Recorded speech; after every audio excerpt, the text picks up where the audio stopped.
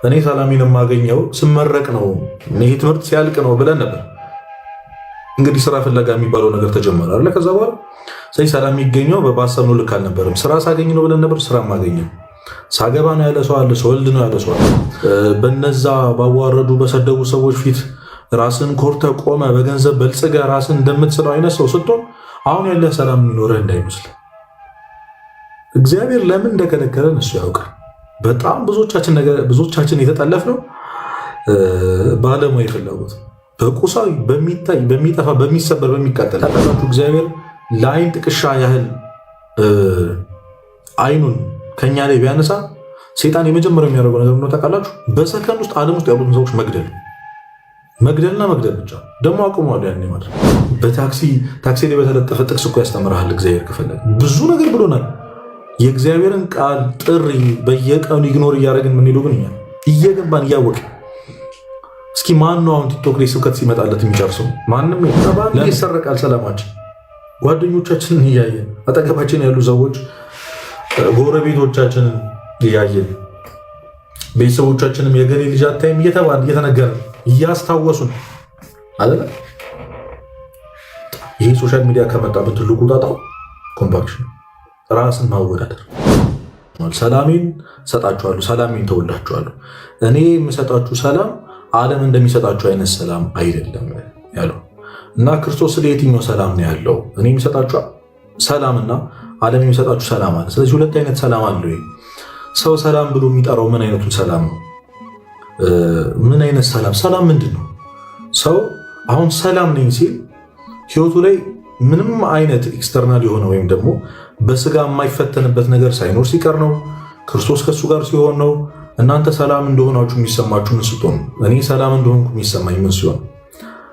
እስኪ አሁን ሁሉ በቃ የሆነ ነገር ረብሸኛል ብላችሁ አታውቁ? ከመሬት ተነስቶ ነገሮች ሁሉ እኮ ደህና ናቸው፣ ነገሮች ሁሉ ሰላም ናቸው። ግን የሆነ ደግሞ ኮንፈርት የሚነሳ ነገር አለ። የሆነ እንድናዝን የሚያደርገን ነገር አለ። የሆነ የሚያስጨንቀን ነገር አለ። የትምህርት ጉዳይ ያስጨንቀን ነበር፣ እሱ ተፈቷል። የገንዘብ ጉዳይ ሊፈታ ይችላል። ያልተፈታም በጣም ብዙ ሰዎች አሉ፣ ሰፈር የምናደርግ ሰዎች አለ። ግን አይታችሁት ከሆነ እኔ ሰላሜን የማገኘው ለምሳሌ ብዙዎቻችን አሁን እዚህ ጋር የተመረቃችሁ ሰዎች ካላችሁ እኔ ሰላሜን የማገኘው ስመረቅ ነው፣ ይሄ ትምህርት ሲያልቅ ነው ብለን ነበር። እንግዲህ ስራ ፍለጋ የሚባለው ነገር ተጀመረ አለ። ከዛ በኋላ ሰላም የሚገኘው ባሰብነው ልክ አልነበረም። ስራ ሳገኝ ነው ብለን ነበር። ስራ ማገኘው ሳገባ ነው ያለ ሰው አለ፣ ስወልድ ነው ያለ ሰው አለ። እንግዲህ አሁን በምንሄድበት ፓዝ እደርስበታለሁ ብለን የምናስበውና አሁን ማሳካት አለብኝ ብለን የምናስባቸው ነገሮች ሲሳኩ ነው ለእኛ ሰላም መሆን ማለት። ግን እውነተኛው ሰላም እሱ ነው ወይ? እና ክርስቶስ ሰላምን እተውላችኋለሁ ያለው የትኛውን ሰላም ነው? ጌታ ኢየሱስ ለደቀ መዛሙርቱ የሚተወው እንግዲህ ምንም ነገር አልነበረው። ክርስቶስ ታውቃላችሁ፣ እኔ በጣም ይደንቀኛል። የዓለም ሁሉ ንጉሥ ሆኖ ሳለ ከህዝቡ ሁሉ በታች ሆኖ ድሃ ሆኖ ይኖረው። ቤት አልነበረውም። ቀበሮች እንኳን የሚሸሸጉበት ጉድጓዶች አላቸው፣ ወፎች ማደሪያ መሳፈሪያ ያላቸው። የሰው ልጅ ግን የለውም ብሎ ተናግሯል። በጣም የሚያሳዝን ነገር ነው። ክርስቶስ የለበሰውን ልብስ እንኳን የሚቀይር ሰው አልነበረም። እንግዲህ አምላካችንን አስቡት። በምድር እያለ እንኳን የባለጸጋን ህይወት አልኖረም። በበረት ነው የተወለደው። የሚወለድበት አጡ ትትናውን አስቡ። ዝቅ ብሎ ነው ያደገው። ከሁሉ ሰው በታች ሆኖ ቀሚሱ የሚቀየረው ልብስ ስለሌለ ቀሚሱ አብረው ነው ያደገችው። በሄደበት ሁሉ እያደረ ምዕመናን እያበሉት እያጠጡት ነው የኖረው ክርስቶስ። ሌላ ምንም አልነበረውም እና ምንም ሊተውላቸው የሚችለው ነገር የለም። እና አሁን አንድ ሰው ሲሰናበት ወይም ቤተሰቦቻችን ሲሰናበቱ ታውቃላችሁ አይደል? እተውልሃለሁ ነው እተውልሻለሁ ነው የሚባለው። ይናዘዛሉ። እና የሚናዘዙት ምንድን ነው? በምድር እያሉ ያካበቱት የሰሩትን ነገር ይናዘዛሉ፣ ለእኛ ለልጆቻቸው ማለት ነው። እና ክርስቶስ ለእነዚህ ልጆቹ ለሆኑት ለተከተሉት፣ ሁሉም ትተው ለተከተሉት ሐዋርያት ምንድን ነበር ሊሰጣቸው የሚችለው ነገር ካላችን፣ ገንዘብም የለውም፣ ንብረትም የለውም፣ መሬት የለውም፣ ምንም ነገር የለውም ክርስቶስ ሊሰጠው የሚችለው። ስለዚህ ምን አላቸው? ሰላሜን እተውላችኋለሁ አላቸው። ምን አይነት ሰላም? ማንም የማይቀማውን ሰላም፣ የማይቀማውን በነገሮች ሁሉ ኮንዲሽናል በሆኑ ነገሮች ሁሉ የማይቀሙ ዕድሎች በኋላ በደንብ በዝርዝር እናየዋለን። እና የተወላቸው በፍጹም የማይነቃነቀውን ሰላም ነው። ምን አይነት ሰላም ካላችሁኝ እንግዲህ የማርቆስ ወንጌል ምዕራፍ 4 ላይ ታሪኩን ስታነቡ እንግዲህ በታንኳ እየሄዱ ትልቅ ማዕበል ይነሳል አይደል? ያን ጊዜ ክርስቶስ ተኝቶ ነበር። አስቡት፣ 12ቱም ሐዋርያት እንደዛ ሲጨነቁ ክርስቶስ ግን ተኝቶ ነበር እና ሰላም ማለት በዛ ሁሉ ነውጥ ውስጥ መተኛት እንደማለት ነው። ያን እንቅልፍ የሚሰጠውን ሰላም እተውላችኋለሁ። ዓለም ምንም ቢመታችሁ፣ ማዕበሉ ቢነሳ፣ ሕይወት ዝብርቅርቅ ቢልባችሁ ያን የክርስቶስ የኔን ሰላም እተውላችኋለሁ። የሚልበትም ቤተሰቦቹን ቀብሮ ጨርሶ ነው። ምን አድርጎ ነው እንደዚህ ፈታ የሚለው ልንል እንችላለን። እና በእንደዚህ አይነት በአስቸጋሪ ሁኔታ ውስጥ ሆነው ሰላም የሚሰማቸው ሰዎች በትክክል የክርስቶስን ሰላም ያገኙ ሰዎች ናቸው። ለዛ ነው ክርስቶስ ሰላሜን እተውላችኋለሁ ያላችሁ። ምን አይነት ሰላም ካለኝ ለዛ ነው ቃል ኪዳን ነው። አሁን ሰላሜን እተውላችኋለሁ ማለት ቃል ገብቶላችኋል ማለት ነው። እስከ ዓለም ፍጻሜ ድረስ አብሯቸው እንደሚሆን ነግሯቸው። ሌላ ሰላሜን እተውላችኋለሁ ያለው በደሙ መታረቅ ነው። እንግዲህ ታውቃላችሁ በብሉይ ኪዳን የነበሩ ሰዎች ምንም ሰላም አልነበራቸው። ምክንያቱም ጽድቃችን እንደ መርገም ጨርቅ ሆኖ ተቆጠረ ተብሎ የለ እነሱ ምንም አይነት ጽድቅ ቢሰሩ እነ ዳዊትና አብርሃም እንኳን ወደ ገነት አልገቡ። ያን ሁሉ ጽድቅ ሰርተው ማለት ነው። ለምን? በአዳም በኩል የመጣው ኃጢአት በክርስቶስ እስኪሻርልን ድረስ እነሱ ሰላምን አያገኙም ነበር። ስለዚህ ሐዋርያት ያ ያስጨንቃቸው የነበረው ኃጢአት እንደ መርገም ጨርቅ የተቆጠረው ጽድቃቸውን ሽሮላቸዋል። ክርስቶስ ኃጢአታቸውን ሽሮልናል ለሁላችን።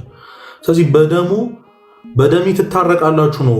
አሁን ከአብ ጋር ሰላም ናችሁ፣ ከእግዚአብሔር ጋር ሰላም ናችሁ። በክርስቶስ ደም ታርቀናል፣ ሰላም ሆነ ነው። እና እውነተኛው ሰላም ምንድን ነው ካላችሁ ያ የተሰማችሁ ሰላም ነው። እና ሰላሙን ትቶላችሁ ነው ሄደው በመስቀል ተሰቅሎ ራሱን ሰውቶ ሰላሙን ትቶላቸው በደሙ አስታርቋቸው ነው ሄደው እና ሰላሜን ተውላችኋለሁ ብሎ ቃል ይገባላቸው ነው። በነገሮች ሁሉ ውስጥ ቋሚ የሆነ ሰላም ነው ክርስቶስ የሚሰጠን። እና ሰላሜን ያለው ክርስቶስ የትኛው ሰላም ነው ካላችሁ ይሄኛው ሰላሜን እሰጣችኋለሁ አለ። ስለዚህ ይህንን ሰላም ነው። ከዛ በሁለተኛው መስመር ላይ ደግሞ ምን አለ? እኔ የምሰጣችሁ ሰላም ዓለም እንደሚሰጣችሁ አይደለም። ስለዚህ ክርስቶስ የሚሰጠን ሰላም አለ፣ ዓለም የሚሰጠው ሰላም አለ። ምንድነው ልዩነታቸው? የመጀመሪያ የዓለም ሰላም በዓለም ውስጥ ሆነን የምናገኘው ሰላም ወይም ደግሞ ፌክ የምንለው ሰላም፣ አሁን እኛ ሊሰማን የምንፈልገው ሰላም ወይም ደግሞ አሁን እየሰማን ያለው ሰላም ፌክ የሆነው ሰላም።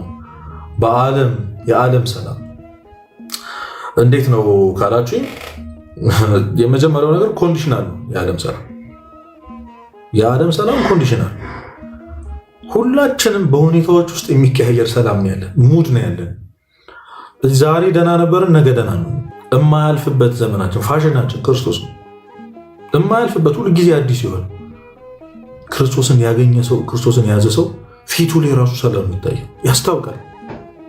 እሱ ብቻ አይደለም አጠገቡ የሚኖሩ ሰዎች እውነቴን ነው የምላችሁ። እና የዓለምን ሰላምና የእግዚአብሔርን ሰላም ልዩነት ካላችሁ ይሄ ነው። የሆነ ጊዜ ጽፌ ነበረ፣ ምናልባት ከነባዎች ታላቅም ዓለም የሆነ ጊዜ ፕራንክ ታረጋለች ብዬ ነበር። የሆነ ጊዜ ፕራንክ ታረጋለች። አሁን ቃል የገባችላችሁን መኪና፣ አሁን ቃል የገባችላችሁን ህይወት የምትሰጣችሁ እንዳይመስላችሁ፣ እውነት የምታገኙት እንዳይመስላችሁ። አሁን ያለውን እንቅልፍህን ታጣለህ። አሁን ያለውን እውነተኛውን እንቅልፍህን፣ ሰላምህን ታጣለህ።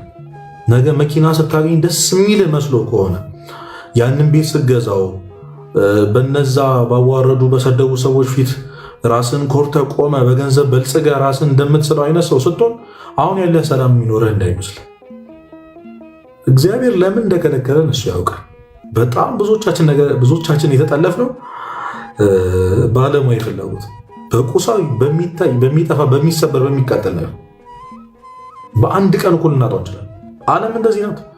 ሴጣን የሆነ የሚያብለጨልጭ ነገር ይዞ ከሚታየው እግዚአብሔር ካራቀህ በኋላ ልክ እግዚአብሔርን በሆነ ያክል መንገድ ከራቃችሁት ሩቅ መንገድ ከሄዳችሁ በኋላ የያዘው እጁ ላይ ባዶ እንደሆነ ያሳያችሁ። ፕራንክ ያደርጋችሁ። አውቄ እኮ ነው።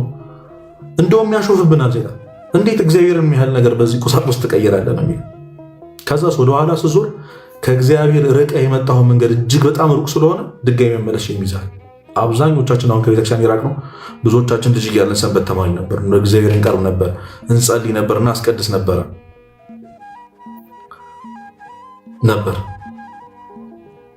ግን የሆነ ስራ ብለን ወጣን፣ የሆነ ትምህርት ብለን ወጣን፣ ያዋጣናል ብለን እንደጠበቃችሁት አግኝታችሁታል? አላገኘም። ይሄ ነው ስንመኘው የነበረው ህይወት፣ ስናሳደው የነበረው ህይወት ይሄ ነው። ሰላም ይሰጠናል፣ ከዚህ በኋላ ስኬታማ ሆናለሁ፣ ያገኙትን ሁሉ ነገር አሟላለሁ ስትሉበት የነበሩ ከተማችንን ጥለን ወደ ከተማ ስንመጣ፣ ቤተክርስቲያናችን ትተን ስንወጣ፣ እግዚአብሔርን ትተን ስንርቅ እናገኝ የነበረው የመሰለን ሰይጣንን ቃል የገባልን ነገር አልሰጠንም። ቃሉን የሚፈጽመው እግዚአብሔርና እግዚአብሔር ብቻ ነው። ያ ነው። ታዲያ ለምንድን ነው ይህንን ሰላም እያጣ ነው ያለው? የክርስቶስን ሰላም ይሄ ትውልድ ያላገኘው ለምንድን ነው? አሁን በጣም ያስጨንቃል አይደለ? ምንድን ነው እስኪ ሴንስ የሚሰጣችሁ ነገር ሆነ? አብዛኞቻችን እንግዲህ የዚህ ቲክቶክ ተጠቃሚ ነን። እኔም ዛሬ እንግዲህ ላይቭ ምናምን መግባት እንዳለብኝም ከብዙ ጊዜ በኋላ ሰዎች በደንብ ጨቅጭቆኝ ምን ብለኝ ወደዚህ የመጣሁት ብዙ ሰው በዚህ ሰዓት አሁን 3 ሰዓት ላይ ጸሎት ማድረግ ሲገባን ወይ መጽሐፍ ቅዱስ ማንበብ ሲገባን ወይ መንፈሳዊ ትምህርት መማር ሲገባን አለም የሆነ መንፈሳዊ ነገር ማድረግ ሲገባን የማይሆን ነገር ላይ ተጠምደን ስለምንገኝ የማይሆን ነገር ላይ ሴንስ የማይሰጥ ነገር በጣም የሚያሳዝኑት የለን ያለ ነውና ስክሮል እናደርጋለን። አብዛኞቻችን ዲፕረስድ ነን፣ አዝነናል፣ ተስፋ ቆርጠናል። ብዙዎቻችን ሞት ነው የሚሸተው ህይወታችን፣ ተስፋ ቆርጠናል። በዚህ ሁሉ ቲክቶክን ስክሮል እያደረግን አንዱ ያስለቅሰናል። የሆነ ወይ አባ ገብረ እግዚአብሔር ወይ አንድ ሰባኪ ምናምን ቪዲዮ ሲመጣልን ደግሞ ድንግጥ እንልና ከሁለት ደቂቃ በኋላ ስክሮል እናደርጋለን። ምንም ሰላም አይሰማንም። አልጋችን እውነተኛ እንቅልፍ የሰጠን መቼ ነው አይደል? መቼ ቆይተናል እኮ በሰላም ከተኛ። መስታወት ፊት ራሳችንን ስናየው ጥሩ ስሜት ከተሰማን አልቆይም። ራሳችንን መጥላት ከጀመርን ከነዚህ ስልክ ከተባለ እንደው እውነት የተረገመ ነገር ስልክ ከመጣ በኋላ እንቅልፍ የለንም። አብዛኞቻችን ቲክቶክ ከመጣ በኋላ እንቅልፍ የለንም። ጠዋት አርፍደን ነው የምንነሳው።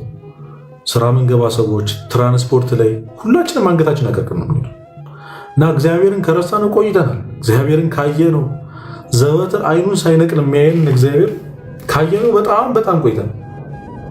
በጣም ተበላሽተናል እንደ ትውልድ አሁን እንዳለንበት ይሄ ጄኔሬሽን በተለይ እና ብዙ ላይክ የሚያገኙ ቪዲዮዎችን ብታያቸው አሁን ያስደንቃቸዋል። እውነት ይሄ አሁን የሚገባ ነገር ሆኖ ነው ወይስ በዚህ ሰው የሚስማማ በጣም ይሄን ያህል ሰው አለ ማለት ነው? ይሄ የሚያስደስተው ሰው ዛሬ በየቪዲዮቻችን የምናያቸው ኮሜንት ስር የምናያቸውን ነገሮች ታውቃላችሁና እንደ ሀገር እንኳን ዘግተናል፣ ወድቀናል። እንደ ሀገር እንኳን እንደ ክርስቲያን እንደ ቤተክርስቲያን ሰው አለም እና ታውቃላችሁ እግዚአብሔር ለአይን ጥቅሻ ያህል አይኑን ከኛ ላይ ቢያነሳ ሰይጣን የመጀመሪያው የሚያደርገው ነገር ነው ታውቃላችሁ? በሰከንድ ውስጥ ዓለም ውስጥ ያሉትን ሰዎች መግደልና መግደል ብቻ። ደግሞ አቁመዋል ያን ማድረግ። ለምን ካላችሁ ሲኦል አብረን ነው እንድንቃጠልኩ። የሰይጣን ይህ ሁሉ ልፋት ምን እንደሆነ ታውቃላችሁ? ቅዱሳን ሰምር በጣም ተገርሞ ይናገራል። ሰይጣን እኮ የሚያገኘው ሽልማት የለም አንተን በማሳሳቱ እኛ ንስሐ እንዳንገባ ስጋው ደግሞ እንዳንቀበል እውነተኛውን ሰላም እንዳናገኝ በማድረጉ የሚሸለመው ሽልማት የለም። ከሚተርፈው ሰቃይ ራሱ የለም። ብቻውን በሲኦል ላለመቃጠል እኮ እየሰማችሁ ብቻውን በሲኦል ላለመቃጠል ነው ይህ ሁሉ ነገር ውስጥ የከተተን። አሁን አንተስ ንስሐ ስለመግባት አንቺ ንስሐ ስለመግባት ስናስብ ጭንቅላታችን ላይ የሚመጡ አይ የሚሉ ምክንያቶች እንዳንገባ የሚያደርጉን ምክንያቶች የሚደረድረው ከአንተ ጋር አብሮ በሲኦል ለመቃጠል ሌላ የሚያገኘው ነገር የለም። ክርስቶስ አንተ ሰላም እንድትሆንለት እኮ ነው አንቺ ሰላም እንድትሆንለት። ይህ ሁሉ ልፋት በሄድንበት ሁሉ እኛን ለማስተማር የሚሄድበትን ርቀት ታውቁታላችሁ። እግዚአብሔር ምን ያህል እኛን ለመመለስ የሚሄድበት ርቀት። ይሄ ነገር ለእኔ ነው ብላችሁ አታውቁ? ለእኔ ነው ይሄ ነገር። በታክሲ ላይ በተለጠፈ ጥቅስ እኮ ያስተምርሃል እግዚአብሔር ከፈለገ። ብዙ ነገር ብሎናል። የእግዚአብሔርን ቃል ጥሪ በየቀኑ ኢግኖር እያደረግን የምንሄደው ግን እኛ እየገባን እያወቅን። እስኪ ማን ነው አሁን ቲክቶክ ላይ ስብከት ሲመጣለት የሚጨርሰው? ማንም የለም። ለምን? ብዙ ቦታ የተናገሩትን ነገር ነገራችሁ። ቃል እግዚአብሔር ብርሃን ነው ቃለ እግዚአብሔር መስታወት ነው። ቃለ እግዚአብሔር ሰይፍ ነው። አሁን እኛ ያለነው ጨለማ ውስጥ ነው ያለው። ጨለማ ውስጥ ምንም እየታየን አይደለም። ምን አይነት ሰዎች እንደሆንን ራሱ ልናውቅ አልቻለም። ማን እንደሆንን እንኳን አናውቅም አብዛኞቻችን። እና ቃለ እግዚአብሔር ስንሰማ የምንረበሸው ብርሃን ስለሆነ ነው። በዛ ጨለማ ውስጥ የሆነ ብርሃን ሲበራብን ፊታችን የተቀመጠው መስታወት ማየት እንችላለን። ያለ ብርሃን ማየት አንችልም። በመስታወቱ ያንን የጨቀየውን ማንነታችን እናየዋለን። ያን የረከሰውን ሰውነታችንን፣ ያን ከእግዚአብሔር የራቀውን የተጎሳቆለውን ሰውነታችንን እናየዋለን። ያኔ ይከፋናል። ያኔ ሰይፉ ልባችን ይወጋናል። እና ዛሬ ቃለ እግዚአብሔር ስብከቶች፣ ረጃጅም የሆኑ ስብከቶች ቪዲዮ የሌላቸው ብዙ ላይክ የሌላቸው ቶሎ እና አባ ሲመጡ እና መምህር ሲመጡ ቶሎ ስክሮል የምናደርገው ስለሚረብሸን ነው። ራሳችን ስለሚያሳየን እየዋሻ ነው የሚያኖረን። ስለተኳኳልን፣ ሜካፕ ስለተቀባን፣ ወንዱም አቋሙ ስላማረና ጥሩ ስለለበስን ጥሩ ሁኔታ ላይ እንዳለን፣ ሰዎች ስለወደዱን፣ በሰዎች አክሰብታት ስላገኘን ጥሩ ሁኔታ ላይ እንዳለን እየዋሸን እስከ መጨረሻ ያኖረናል። ሞት ስትቀርብ ግን ይተወናል። ያኔ ነጥቆ በእግዚአብሔር የፍርድ ዙፋን ፊት አቁሞ ትእዛዝን ሳታደርግ የነበረች እቺ ናት፣ እቺ ነፍሴ ናት ብሎ ተከራክሮልህ፣ ሴጣን ለአንተ ተከራክሮልህ ወደ ሲኦል ይወስደናል። እና ቃለ እግዚአብሔር መስማት መጀመር አለብን። እና ይሄ ጄኔሬሽን ምንድን ነው ካላችሁኝ ራሱን መዋሸት ላይ ነው ያለው። እና ይህንን የክርስቶስ ሰላም ያጣኑ ለምንድን ነው? ረጅም ደቂቃ የመቆየት ሀሳብ የለኝም። በጣም ባጭሩ ለመጨረስ እሞክራለሁ። እና ለምንድን ነው ይሄ ትውልድ የሰላም እጦት ያለበት? ለምንድን ነው እንደዚህ ዲፕረስ? ለምንድን ነው እንደዚህ ራሳቸው የሚያጠፉ ሰዎች በጣም የበዙት? ለምንድን ነው የበዙት? ለምንድን ነው እንደዚህ ሆኖሽ? ለምንድን ነው ያጣ ነው? ትክክለኛው ጥያቄና ዋናው ጥያቄ ለምንድን ነው ሰላም ያጣ? የመጀመሪያው ነገር ሶሻል ሚዲያ። ይህ ሶሻል ሚዲያ ውስጥ ምንድን ነው ካላችሁ ያለው የማያቋርጥ ንጽጽር አለ በየቀኑ። እንግዲህ እዚህ ሶሻል ሚዲያ እዚህ ቲክቶክ ላይ ያሉ ሰዎች ለምሳሌ አሁን ቭሎግ የሚባል ነገር መጥቷል አይደል? ሰው ቭሎግ ብሎ በህይወቱ የሚያስጠላ የዋለውን ቀን ሊያሳየን አይችልም።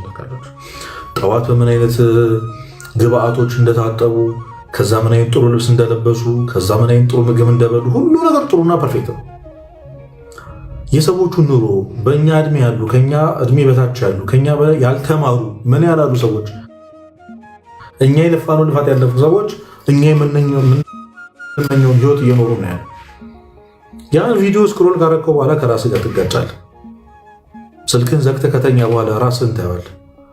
እግዚአብሔር እንደረሳህ እንዲሰማ ያደርጋል።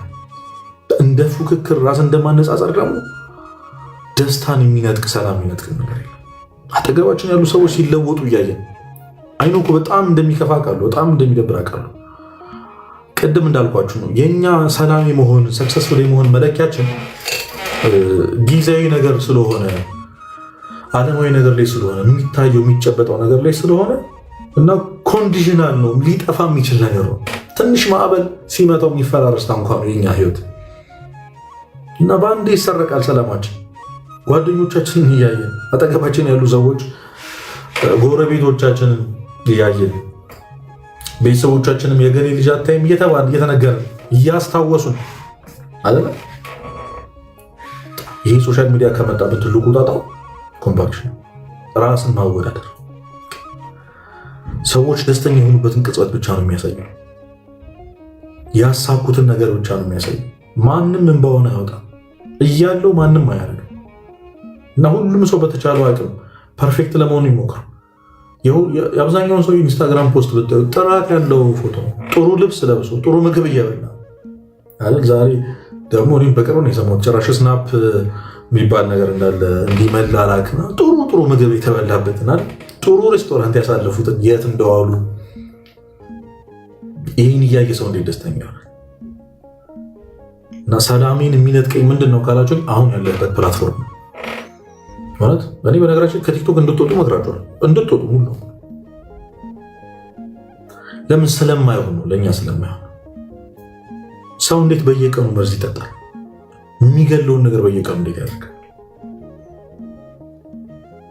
እንደ ማህበራዊ ሚዲያ ህይወታችንን ያዘቀጠው ነገር የለም።